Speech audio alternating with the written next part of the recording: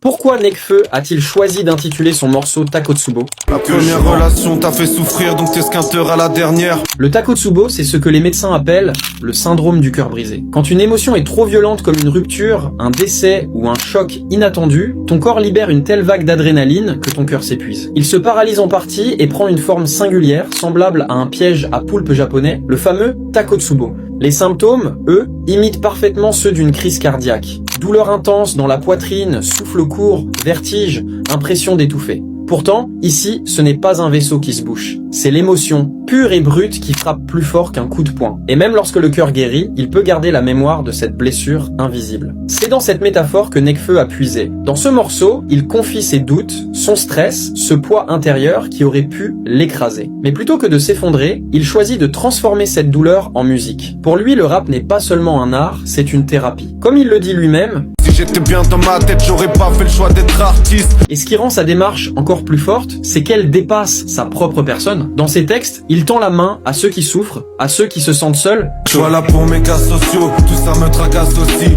Ainsi, là où le Takotsubo symbolise un cœur brisé, Nekfeu en fait une force créatrice. Son rap devient un remède, à la fois pour lui et pour ceux qui l'écoutent. Derrière un simple titre, il nous livre donc une leçon. La douleur n'est pas toujours une fin. Parfois, elle peut devenir une œuvre, un souffle, une raison de continuer à se battre.